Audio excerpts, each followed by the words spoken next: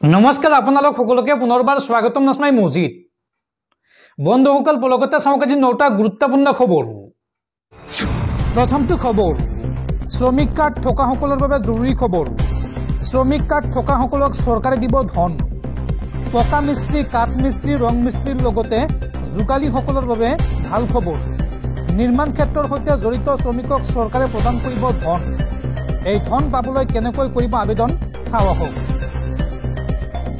পকা মিস্ত্ৰী কাঠ মিস্ত্ৰী ৰং মিস্ত্ৰীৰ লগতে যোগালী সকলৰ বাবে ভাল খবৰ নিৰ্মাণ ক্ষেত্ৰৰ সৈতে জড়িত শ্ৰমিকক চৰকাৰে প্ৰদান কৰিব ধন এই ধন প্ৰদানৰ বাবে মুকলি কৰা হৈছে নিৰ্মাণ সখী পৰ্টেল শ্ৰমিকসকলে আবেদন কৰিব লাগিব এই পৰ্টেলত কি প্ৰক্ৰিয়াৰে কৰিব পাৰিব আবেদন চাও আহক আবেদনৰ বাবে কি নথিপত্ৰৰ প্ৰয়োজন হ'ব সেই তথ্য জনাম আপোনালোকক শ্ৰমিকসকলে abcwww.assam.gov.in এই পৰ্টেলত নিজৰ নাম পঞ্জীয়ন কৰিব লাগিব আৰ্থিক সাহায্যৰ আবেদনৰ বাবে প্ৰতিগৰাকী শ্ৰমিকক লাগিব ই-শ্ৰম কাৰ্ড আধাৰ আৰু ই-শ্ৰম সংযুক্তকৰণৰ পিছতে কৰিব পাৰিব আৰ্থিক সাহায্য বিচাৰি আবেদন আৰু এই সন্দৰ্ভত অধিক তথ্য জানিবৰ বাবে যোগাযোগ কৰিব পাৰিব শ্ৰম বিষয়াৰ কাৰ্যালয় অথবা PFC পৰৱৰ্তী খবৰ কেতিয়া অনুষ্ঠিত হ'ব ৰাজ্যৰ পঞ্চায়ত নিৰ্বাচনক লৈ গুৱাহাটী উচ্চ ন্যায়ালয়ত শুকুৰবাৰে অনুষ্ঠিত হৈছে শুনানি সম্পূৰ্ণ হলেও ৰায়দান দিয়া নাই যিকোনো মুহূৰ্তত ৰায়দান দিব গুৱাহাটী উচ্চ ন্যায়ালয়ে আৰু তাৰ মাজতে বিভাগীয় মন্ত্ৰী ৰঞ্জিত কুমাৰ দাসে এই সন্দৰ্ভত কৰিছে ডাঙৰ মন্তব্য ৰঞ্জিত কুমাৰ দাসৰ মন্তব্য পঞ্চায়ত নিৰ্বাচন অনুষ্ঠিত নকৰিলে ভাৰত চৰকাৰৰ আঁচনিৰ পৰা বঞ্চিত হ'ব ৰাজ্যৰ জনসাধাৰণ আৰু জনসাধাৰণৰ সুবিধাৰ প্ৰতি লক্ষ্য ৰাখি গুৱাহাটী উচ্চ ন্যায়ালয়ে সিদ্ধান্ত দিব বুলি আশাবাদী বিভাগীয় মন্ত্ৰী ৰঞ্জিত কুমাৰ দাস পঞ্চায়ত নিৰ্বাচনক লৈ শুকুৰবাৰে গুৱাহাটী উচ্চ ন্যায়ালয়ত অনুষ্ঠিত হয় শুনানি কেতিয়া অনুষ্ঠিত হ'ব পঞ্চায়ত নিৰ্বাচন আৰু পঞ্চায়ত নিৰ্বাচনক লৈ যিকোনো মুহূৰ্তত ৰায়দান দিব গুৱাহাটী হাইকোৰ্টে আৰু তাৰ মাজতে এই সন্দৰ্ভত বিভাগীয় মন্ত্ৰী ৰঞ্জিত কুমাৰ দাসে কৰিলে ডাঙৰ মন্তব্য ৰঞ্জিত কুমাৰ দাসৰ মন্তব্য বিসংগতি থকা পঞ্চায়তক বাদ দি নিৰ্বাচন অনুষ্ঠিত কৰিবলৈ অনুমতি দিয়াৰ আহ্বান জনাই মন্ত্ৰী ৰঞ্জিত কুমাৰ দাসে পঞ্চায়ত নিৰ্বাচন ৰাজ্যত অনুষ্ঠিত নকৰিলে ভাৰত চৰকাৰৰ আঁচনিৰ পৰা বঞ্চিত হ'ব ৰাজ্যৰ জনসাধাৰণ আৰু জনসাধাৰণৰ সুবিধাৰ প্ৰতি লক্ষ্য ৰাখি ন্যায়ালয়ে সিদ্ধান্ত দিব বুলি আশাবাদী চৰকাৰ আৰু ন্যায়ালয়ৰ সেউজ সংকেতৰ অন্ততহে জাৰি কৰিব পাৰিব নিৰ্বাচনী অধিসূচনা ৰাজ্যৰ পঞ্চায়ত নিৰ্বাচনক লৈ এই মন্তব্য কৰিছে ৰাজ্যৰ পঞ্চায়ত আৰু গ্ৰামোন্নয়ন বিভাগৰ মন্ত্ৰী ৰঞ্জিত কুমাৰ দাসে পৰৱৰ্তী খবৰ সমাগত ভোগালী বিহু আৰু ভোগালী বিহুক লৈ ৰাজ্যত আহি গ'ল এছঅপি বিহুৰ বজাৰত এইবাৰ বৃদ্ধি কৰিব নোৱাৰিব গাখীৰ মাছ মাংসৰ দাম আৰু ভেজাল সামগ্ৰী বিক্ৰী কৰা ব্যৱসায়ীৰ বিৰুদ্ধে লোৱা হ'ব কঠোৰ ব্যৱস্থা আৰু এই সন্দৰ্ভত জিলা আয়ুক্তই নজৰ ৰাখিব বজাৰত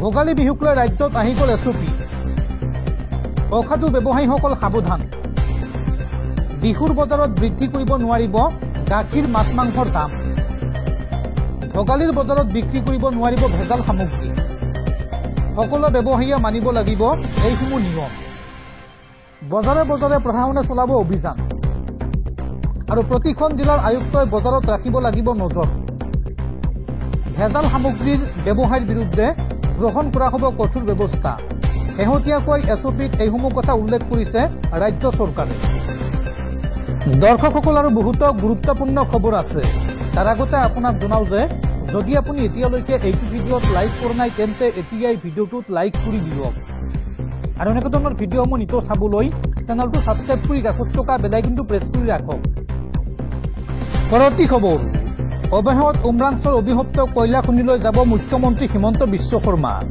শনিবাৰৰ দুপৰীয়া হেলিকপ্টাৰেৰে মুখ্যমন্ত্ৰীগৰাকী উপস্থিত হ'ব ঘটনাস্থলীত আৰু বুজ ল'ব পৰিস্থিতি পৰৱৰ্তী খবৰ গুৱাহাটী মহানগৰীত পুনৰ ৰাজপথতে যুৱতীক হত্যাৰ চেষ্টা এগৰাকী যুৱতীক ৰাজপথতে প্ৰাণে মৰাৰ চেষ্টা এগৰাকী যুৱকৰ ভেটাপাৰাত পথচাৰী যুৱতীক চুৰিকাঘাত যুৱকৰ আৰু তাৰ পিছতে স্থানীয় ৰাইজে খেদি খেদি কৰায়ত্ব কৰিলে হত্যাৰ অপচেষ্টা কৰা যুৱকজনক। ধৃত যুৱকজনৰ নাম আজুল হক আৰু সংকটজনক অৱস্থাত যুৱতীগৰাকীক ভৰ্তি কৰোৱা হৈছে গুৱাহাটী মেডিকেল কলেজ হাস্পাতালত। পৰৱৰ্তী খবৰ, মিয়া মানুহে অসমৰ খিলঞ্জীয়াৰ ভূমি কেনেকৈ দখল কৰে? উজনিৰ মানুহে কেৱল ভেকুলীৰ বিয়া পাতে আৰু নামনিৰ মিয়াই বড়ো খেতিক লৈ কাজিয়া কৰে।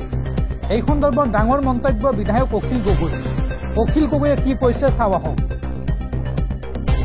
মিয়া মানুহে অসমৰ খিলঞ্জীয়াৰ ভূমি কেনেকৈ দখল কৰে, এই সন্দৰ্ভত মন্তব্য কৰিছে অখিল গগৈয়ে। অখিল গগৈৰ মন্তব্য, উজনিৰ মানুহে কেৱল ভেকুলীৰ বিয়া পাতে। মিয়া মানুহ মুছলমান মানুহে প্ৰথমে অসমীয়াৰ ভূমি ভাড়ালৈ লয়। মিয়াই প্ৰথমে লিজত লয় মাটি মাত্ৰ ৩,০০০ টকাত আৰু সেই মাটিত ৩বাৰ খেতি কৰি ধন দিয়া ৯,০০০ টকা আৰু অসমীয়া মানুহে টকা ধাৰ লোৱাৰ পিছত দিব নোৱাৰে আৰু মিয়াই তেতিয়া ২ লাখ টকাৰ মাটি ২০ লাখ টকাত ক্ৰয় কৰে। তেতিয়া আমি হাল্লা কৰোঁ অসমৰ মানুহৰ মাটি বাহিৰৰ মানুহে লৈ যায় বুলি। এই মন্তব্য বিধায়ক অখিল গগৈৰ। অখিল গগৈয়ে লগতে কয় যে অসমীয়াৰ প্ৰডাকশ্যন ফিউডেল প্ৰডাকশ্যন। নামনি অসমত বড়ো খেতিক লৈ কাজিয়া। এই মন্তব্য বিধায়ক অখিল গগৈৰ। পৰৱৰ্তী খবৰ, চুবুৰীয়া ৰাষ্ট্ৰ পাকিস্তানত সংঘটিত হৈছে আন এক ভয়ংকৰ ঘটনা। পাকিস্তানৰ 16গৰাকী পাৰমাণৱিক বিজ্ঞানীক অপহৰণ সন্ত্ৰাসবাদী সংগঠনৰ। তালিবান ই তেহৰিক পাকিস্তান নামৰ সন্ত্ৰাসবাদী সংগঠনে অপহৰণ কৰিলে এই 16গৰাকীকৈ পাৰমাণৱিক বিজ্ঞানীক। বিজ্ঞানীকেইজনৰ মুক্তিৰ বিনিময়ত পাকিস্তান চৰকাৰে মানিব লাগিব তেওঁলোকৰ দাবী, অৰ্থাৎ সন্ত্ৰাসবাদী সংগঠনটোৰ দাবী মানিব লাগিব পাকিস্তান চৰকাৰে। সংগঠনটোৱে ইতিমধ্যে অপহৃত বিজ্ঞানীকেইজনৰ এটা ভিডিঅ' মুকলি কৰিছে আৰু ভিডিঅ'টোত বিজ্ঞানীসকলে সন্ত্ৰাসবাদীৰ দাবী মানি ল'বলৈ আহ্বান জনাইছে পাকিস্তানৰ প্ৰধানমন্ত্ৰী। পৰৱৰ্তী খবৰ, চম্বল মছজিদৰ কুৱাত এইবাৰ পূজা নিষিদ্ধ কৰিলে দেশৰ উচ্চতম ন্যায়ালয়ে। পূজাৰ অনুমতি দিয়া পৌৰসভাৰ জাননীত স্থগিতাদেশ জাৰি দেশৰ উচ্চতম ন্যায়ালয়ৰ। মছজিদৰ গাতে লাগি থকা কুৱা সকলোকে ব্যৱহাৰ কৰাৰ অনুমতি দেশৰ উচ্চতম ন্যায়ালয়ৰ। চম্বল মছজিদৰ কুৱাত পূজা নিষিদ্ধ কৰিলে উচ্চতম ন্যায়ালয়ে। মছজিদ কমিটিয়ে ব্যৱহাৰ কৰা কুৱাটো ৰাজহুৱা বুলি দাবী ইউ পি চৰকাৰৰ। আৰু এই সন্দৰ্ভত উচ্চতম ন্যায়ালয়ৰ মন্তব্য, যদি ৰাজহুৱা কোৱা তেন্তে সকলোৰে বাবে মুকলি হ'ব লাগে। এই মন্তব্য উচ্চতম ন্যায়ালয়ৰ। কুৱাটো পূজাৰ বাবে মুকলি কৰিলে শান্তি সম্প্ৰতি বিনষ্ট হ'ব বুলি দাবী মুছলিম পক্ষৰ। আৰু এই সন্দৰ্ভত যোগী চৰকাৰৰ পৰা প্ৰতিবেদনো বিচাৰিছে উচ্চতম ন্যায়ালয়ে। উল্লেখযোগ্য যে এই গোচৰটোৰ পৰৱৰ্তী শুনানি হ'ব অহা 21 ফেব্ৰুৱাৰী।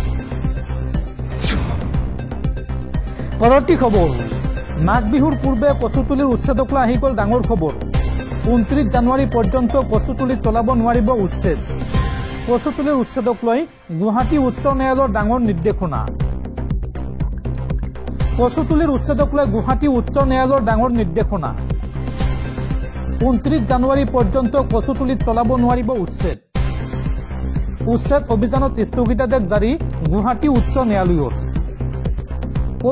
উল্লেখযোগ্য যে কচুতলি ত্যাগৰ বাবে বাসিন্দাসকলক 15 দিনৰ সময় বান্ধি দিছিল প্ৰশাসনে আৰু ইয়াকে লৈ 30 ডিচেম্বৰত নিৰ্দেশনা জাৰি কৰিছিল সোণাপুৰ ৰাজচক্ৰ কাৰ্যালয়ে।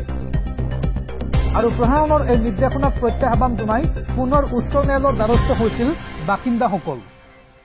আৰু ইয়াৰ ভিত্তিতে 29 জানুৱাৰীৰ ভিতৰত কচুতলিৰ উচ্ছেদ সন্দৰ্ভত শপতনামা দাখিলৰ নিৰ্দেশ গুৱাহাটী হাইকোৰ্টৰ।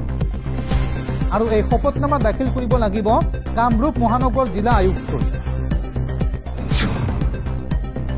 পৰৱৰ্তী খবৰ, পুনৰ সংঘটিত হ'ল ৰাজ্য কঁপাই যোৱা আন এক জঘন্য কাণ্ড। এইবাৰ প্ৰেমিকাক পলুৱাই নি ধৰ্ষণ কৰি হত্যা কৰিলে প্ৰেমিকে। প্ৰেমিক ছয়ফুল উদ্দিনৰ বিৰুদ্ধে গুৰুতৰ অভিযোগ আৰু অপৰাধীক কঠোৰ শাস্তিৰ দাবী পৰিয়াল তথা স্থানীয় ৰাইজৰ।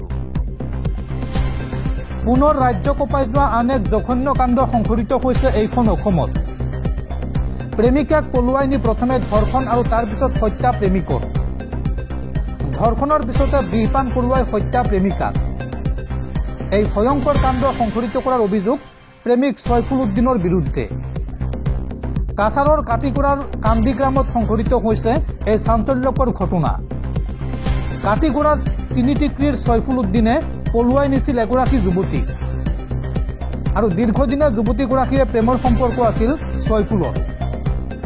পলুৱাই নিয়াৰ পিছত সৈফুলসহ পৰিয়ালে মাৰপিট কৰাৰ অভিযোগ যুৱতীগৰাকীক আৰু তাৰ পিছতে সংকটজনক অৱস্থাত শিলচৰ মেডিকেল কলেজ হাস্পাতাললৈ নিছিল যুৱতীগৰাকীক। চিকিৎসাধীন অৱস্থাত যুৱতীগৰাকীৰ মৃত্যু হয় আৰু তাৰ পিছতে পিতৃ পৰিয়ালে গোচৰ তৰিছে স্বামী পৰিয়ালৰ বিৰুদ্ধে। সাইফুলসহ পৰিয়ালৰ 8জনৰ বিৰুদ্ধে কাটিগড়া আৰক্ষী চকীত গোচৰ বা এজাহাৰ দাখিল ভুক্তভোগী যুৱতীগৰাকীৰ পৰিয়ালৰ।